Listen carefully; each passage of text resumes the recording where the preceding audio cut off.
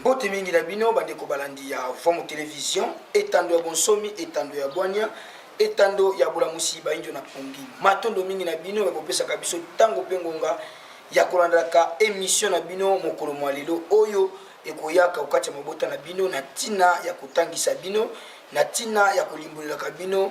manaka na biso na kati ya calendrier africain oyo ezali bongo bokoko na biso baindo. Totondi bino penza botondi pe topesi bino bambote ebele na bisika nyonso oyo bozwami. Tango pengonga epesameli biso oyo tolukaka koyeba lelo tozali mokolo nini na kati ya manaka na biso nde tosimba babuku na bikomeli na biso mpona kokoma ete mokolo mwa lelo kati na manaka na biso tozali bongo mokolo mwa konso mwa libwa kaka na sanza na biso ya zomi na misato sika wato koti bongo bopemi na biso ya misato mobu monkama na tuku misato na mibale kaka nileko ya mbangala oyo toli komona ba moi penza ezali kotakataka yango toli kosenga na bino toyeba kolengela banzoto na biso tomelaka penza mai tango nyonso po ete ebatela bokolongono bwa nzoto na biso ya solo tokobalisaka manaka na biso na manaka ya bapaya nde mokolo mwa lelo kati na manaka bapaya tozali bongo vendredi le 3 septembre 2021 tobalisaka yango po ete bososola malonga ekokaka bongo kozala lolenge manaka na biso ezaleli mpe lolenge manaka ya bapaya ezali bongo kotambola kasi oyo esengaka na bino kosimba mpe koyeba mingi penza ezali nde manaka na biso baindo na kati ya calendrier africain soki mituna mikozala bobengaka biso kaka na baningongo ezali bongo affiché na se etando bokozwa penza biano oyo kosala ete bino mpe bososola penza manaka na biso baindo lolenge yango ezalelaka. Tozali kotalisa bino ete na kati ya sanza oyo tozali na kolandela bongo manaka bapaya sanza ya libwa to mpe sanza ya septembre ezali bongo sanza monene oyo wapi tozali kokende kokanisa kokuntola lisusu centenaire ya losambo ya mfumu Kimbangu oyo basalaka na mboka ya Mbanza Nsanda le 10 septembre 1921, le 10 septembre 2021, centenaire ya losambo ya mfumu Kimbangu. Yango wana baindo bisikana so bozali mfumu Kimbangu mobikisi na biso esengi toyeba pona nini basalaki losambo yango mpe na tina nini pona biso baindo nde tomilengela penza na bisika tozali tomilengela manaka ekokomela biso lolenge nini oyo tokokomemore mpe tokosepela mpe kokanisa mokolo yango. Matono mingi bandeko balandi ya Vomo Télévision ya so tokosukaka biso na bino wana tesena kopesaka bino bamanaka ya mokolo kasi tokoyaka lisusu kotombela bambotama elamu na bandeko na biso banso bayeba botami bongo mokolo mwa lelo bomo mesano na boyike totombelaka na banso bambotama elamu kimia ya mfumu Kimbangu ekwa kobakiselaka bino mikolo ebele na kati ya bomo na bino tina ete bokokisa maye bosile koyena yango na kati ya mokili na bino bayebo sepeli ete totombela bino bambotama elamu pe toyembela bino na kati ya Vomo Télévision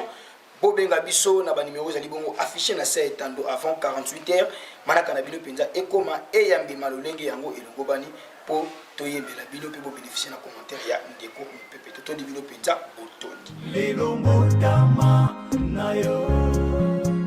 lelo motama na yo lelo motama na yo lelo motama na yo Sebelina motama na yo lelo Sebelina motama na yo lelo Sebelina motama na yo lelo Sebelina motama na yo lelo mingi wana ya Vomo Télévision tokosuka biso na bino wana te soki totalité nini oyo balengeli biso na réplique na biso ya vidéo du jour isika wapi tozolaka moko ya balite tolanda vidéo ona bokebi biso na bito kutani na simana ya. Du point de vue du pays riche, quand vous allez vendre des produits et des services dans un pays pauvre à l'étranger, pour vous, c'est quoi? C'est des exportations ou des importations? Des exportations. Voilà. Je vais aller exporter une usine, Areva, moi français. J'exporte une usine. J'exporte du travail. J'exporte des chars. J'exporte des fusils. J'exporte des outils, de l'outillage. Donc, ce qui est génial, c'est que les 15 milliards qui sont partis des pays occidentaux, qui sont allés dans le pays pauvre, il y a des services qui sont exportés par les pays occidentaux envers les pays pauvres, et l'argent, qu'est-ce qu'il fait? Il revient dans les pays riches, les 15 milliards, ils reviennent. Bon. Et donc les 15 milliards, c'est comme si on avait eu une belle-sœur qui avait emprunté 15 milliards et qui nous les distribue, puisque les ouvriers des entreprises des pays occidentaux, les actionnaires des entreprises des pays occidentaux, ils vont avoir plus d'argent, grâce à ces 15 milliards qui reviennent. Donc ils vont les dépenser dans l'économie, ça nous fait des transactions nouvelles, de l'emploi nouveau, qui va ruisseler dans notre économie.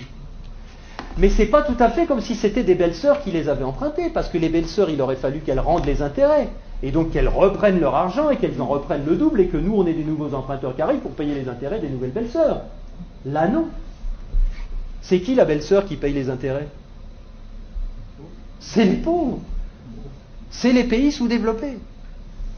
Et donc on a été leur construire des trucs qui vont nous permettre d'exploiter leurs richesses.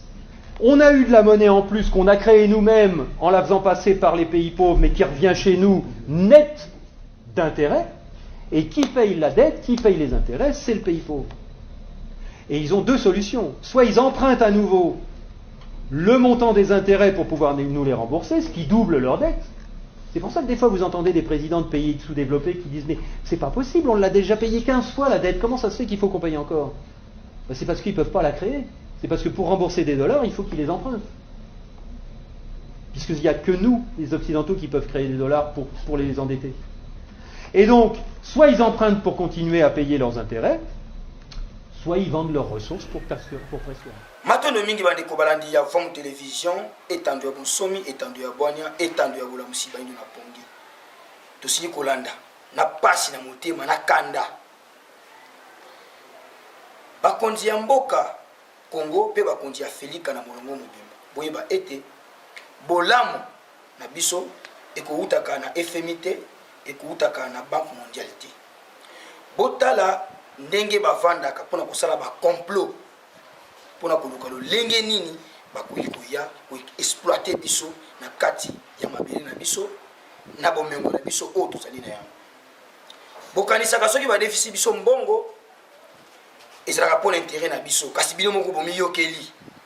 lolenge nini basalaka po ba maintenir bino kaka botika na banyongo wana boko defa mbongo bakoya bako créer ba rubrique ya koya ko tekela bino ba marchandise oyo ko permettre bango ba misuila déjà ni ngona bango wana ba défi kasi bino botika le suna nyongo et ko koma na moment oyo tant mosusu mbongo bino bo defa ki esili mais biloko ya kosomba te oyo bango ba ko tekela bino ezanana na moment wana bokoma na posa ya nini soki te bo defa lisusu soki te bo exposer ba minéraux bon mengo ya mboka na biso po ete boko ko zwa biye o wana bayaka ko tekela biso mondele akotikalaka koluka bolamu ya baindo te bakonja mboka tolamuka bakonja Felika tolamuka bref yango wana yango bokomonaka population azali konyokoma bomengo kita etondi na mabele ya Felika kasi biso moko bakolo na yango toli ko bénéficier na yango te suite na bino ba décider na tango bozali komona makambo ya boye bokoki kolamusa conscience na bino te nesongi ya nzela balobaka yango tango nyonso ete to se considérer tolinga tosalela maye na biso moko kasi maye oyo kouta epai ya bapaya te to bakolukelaka biso bolamu te yambo tosukisa tokopesa bino lisese moko bomoni mpuku soki bazotambola na kati ya ndako mokolo ndako soki amoni ete mpuku azali kotambola akolukela ye kisi kasi na kisi wana atielaka ye mosuni oyo kopesa solo ekomema ye envers yango soki alie eza mpona bolamu na ye te tokobokolaka soso tokobwaka nguba tokobwaka loso mpona bolamu na ye te mokolo ya fete ye kaka nde tokoboma tozwa mayele bakonzi mpe biso bakonza matondo mingi bandeko balandi ya Vom Télévision tolobaka ntango nyonso etando bonsomi ya bayindo ya bolamu musiba ino na pongi ezalaka na ntina kopesa bino mateya oyo ekokumbela bino boyebi na kati ya bomoi na bino na nzela ya mateya na esongi ya nzela esika toli koya kokundola kotoka boyebi oyo tokotalisaka ntango nyonso liboso na bino bandeko balandi totondi bino mpenza botondi na bisika nyonso bozwami mpona kolanda émission na bino mokolo mwa lelo soki bosepelaki na biso tika tozongisa matondo na équipe technique mobimba Vom Télévision baye bakosungaka biso po tokomela bino kitoko liboso ya banda kutosungamaki na tata Ntimba Siluvundi na sima caméra pe kuna etenya réalisation pe montage tozalaki bongo na nkumungala 9 lumière totendi bino penza botondi kimia mfumu kimbangu okati ya mabota na bino tokutani biso na bino na mikolo bizali koya konto elamu na komo mfumu kimbangu